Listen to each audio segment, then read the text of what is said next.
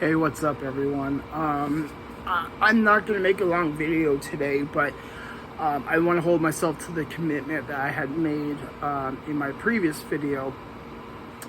Today is my 90 days of sobriety, and especially not just being abstinent from substances, but 90 days of successful recovery.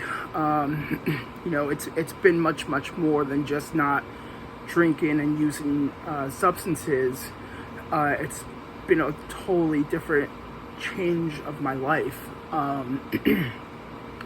I feel that this time around I've been successful. Well, there's a lot of reasons why I've been successful, but I clung too tightly to the independence I had with my old apartment. Living by myself and being able to kind of do whatever I wanted was nice, but at the same time I didn't have that accountability. The light's all messed up in this video. Try and keep it blacked out because it's just so dang hot here. It's ridiculously hot. And again, I apologize for the noise. I would turn it off, but it's like if you turn it off for like even 10 minutes, it just really throws off the temperature in the room. But yeah, I think after spending my time in jail and then breaking my apartment lease and moving out and into this current sober living home, I think that was kind of my apartment was the last shred of my old life. And so it was a full change. And of course, my behaviors changed, and my activities have changed. I'm not just sitting at home drinking all day long, or using any other substances. But I'm out volunteering. Like the picnic, which was a blast. It still puts a smile on my face. That pink lemonade water fountain. That's so awesome. But yeah, I'm super stoked too on the on 90 days. I mean, it's been. I know I've only been working on active recovery since last March, but it's been a pretty long and arduous journey. And I know the fight is not over. I mean, it's really never truly going to be over. I could be 5 years clean and still not let my guard down, because that's when it's extremely addiction is extremely sneaky. We get so good with our addiction we get so good with lying to people, and especially lying to ourselves.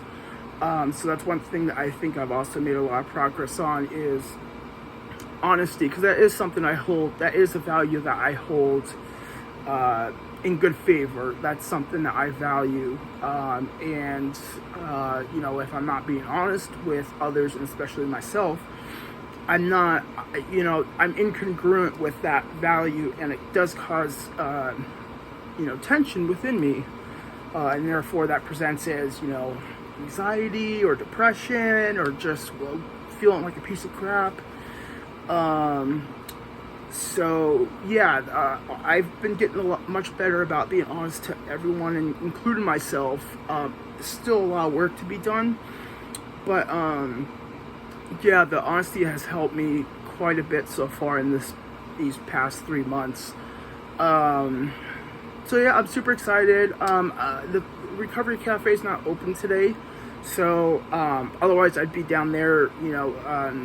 When they ask for celebrations, of course I wasn't going to, but I do want to raise my hand and just get some sort of recognition. I know that sounds kind of egotistical or conceited, but I don't place all of my stock in people congratulating me or anything like that, but I have to admit to myself that sometimes that external validation, it not just feels nice, but it's important. And I talked with my SUD, my substance counselor, about this on our one-on-one last Wednesday, when we decided we were going to graduate me out on Thursday. But I feel that for a good chunk of my life, I think not having enough of an ego, and and don't get me wrong, I'm not saying ego's bad or good, it just kind of is what it is, but I didn't have enough of an ego or desire to feed my ego to really do anything.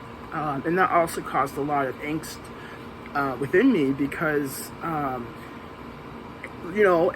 just kind of the overall nihilistic views on life. It's like, well, what's the freaking point then? It's like, yeah, I have a good job. I have my own apartment. I have a brand new car. I have, some different partners, intimate partners. I'm able to drink and smoke weed and everything daily. But it just was so unsatisfying, and it felt like I was just going through the motions day in, day out. So yeah, that nihilism just it was definitely an existential crisis, and it still kind of is. I mean, it's gotten a lot better over the past 3 months, but I do feel I have more purpose. Oh geez, where was I going with that? But yeah, so it's I'm much more satisfied this time around. Oh, that's gonna bug me. Oh yeah, the ego. I'm surprised my brain still works as well as it does, considering how much nitrous oxide I've consumed in my life. Just on a quick note, we'll see if I can remember what I was going to talk about. But I've seen and heard of situations of other individuals that have consumed way less of the laughing gas, way fewer whippets than I have had, and they are either dead, usually that's from asphyxiation, like they have a mask over them with like a tank, because if you pass out, if you're doing nitrous, and I talked about this in other videos, but if you're doing nitrous like out of the dispenser, hold on, I'm making a video, out of the dispenser, if you go unconscious, then eventually they'll start breathing. But if you have a mask on, even if you fall unconscious, that's still supplying you with the laughing gas. And then and sorry for the audible, hopefully it's not too loud. I'll put like a trigger warning, but I'm just extremely blessed, and I'm extremely fortunate that I'm not gonna sit here and say I've been unaffected completely. I had that temporary inability to walk, and it took me about a year to get to a point of walking 99% normal. So I still remember the ego. So yeah, just not having enough of an ego, and I think a lot of that was from the psychedelic use in my early 20s. I was doing LSD and mushrooms like back when I was still in high school and I was 18 years old, and that continued for quite a bit. And the DXM, the dextromethorphan, I definitely robo-tripped quite a bit. And so there's a thing called ego death. I'm not going to really go too much into it right now because that's not the main focus, but definitely I think would be an interesting video to talk about. I would like to read up a little bit more and refresh my memory on that before I did too. But essentially it's kind of a dissolve. The barrier between yourself and your environment, the universe, kind of dissolves, or at least weakens. So you don't have this high and mighty, and again, I'm not saying this is a bad thing, but this high and mighty, like everything revolves around me, I'm such an important person, blah, blah, blah, blah, blah. So I feel that, with me not having enough of an ego, it just didn't really drive me to do a lot of things. So that's definitely improved. I don't even know what the point was. So yeah, I'm probably like, I need to actually end it when I say I end it. I'm sorry, I'm just having a million thoughts going on in my mind. I And it's just like I want to just pursue all of them all at once. But yeah, I'm just really excited. I'm really grateful. I'm really grateful I had this opportunity to go into the sober living house, and I'm just grateful for the recovery community. Grateful for treatment, and I'm grateful for myself. I do need to recognize that it's not been easy, and it's been over a year, and I'm finally now starting to actually get it and do it. Yeah, it feels nice.